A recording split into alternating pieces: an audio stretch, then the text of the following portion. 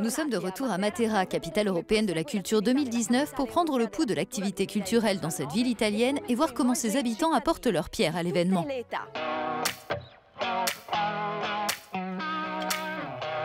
Donner une seconde vie aux espaces publics abandonnés.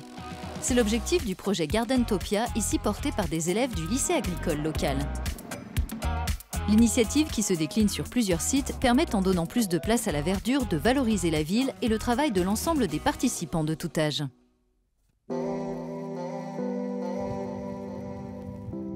Comme les membres de ces deux familles, 300 habitants ont décidé de se porter volontaires et de contribuer de différentes manières à Matera, capitale européenne de la culture.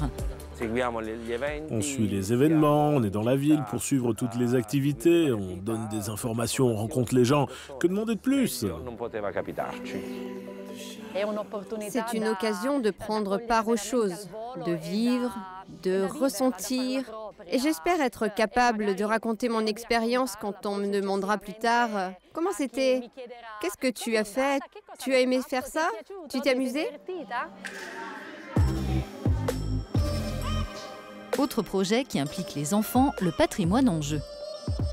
Ils ont appris en classe à utiliser un logiciel qui permet de créer des jeux interactifs sur l'histoire de la région de Matera, la Basilicate.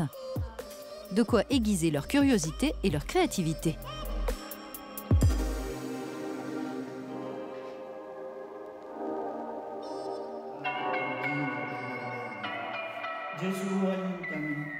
Dans le quartier des Sassi, les résidents, et en particulier les plus âgés, participent à des lectures en groupe et échangent sur les écrits de Carlo Levi, dont le roman « Le Christ s'est arrêté à Eboli » a fait connaître Matera et les conditions difficiles dans lesquelles ses habitants vivaient dans les années 30.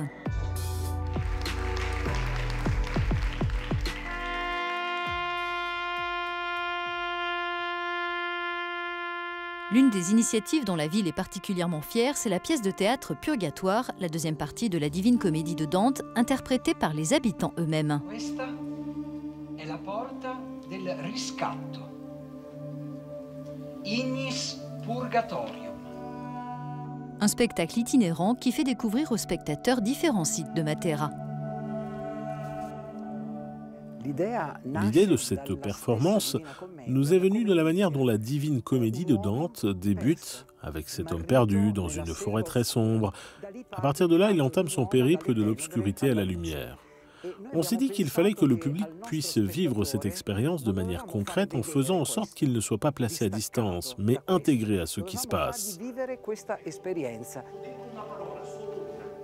Le degré d'implication est extraordinaire parce que les citoyens, comme tout être humain d'ailleurs, veulent simplement se sentir considérés. C'est bien ce que nous avons essayé de faire. Nous n'avons pas voulu les mettre dans une position secondaire. Nous étions tous au même niveau.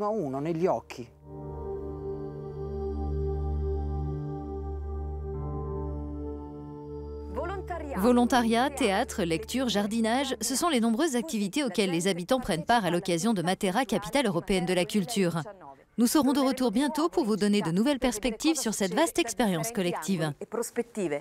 Go Matera!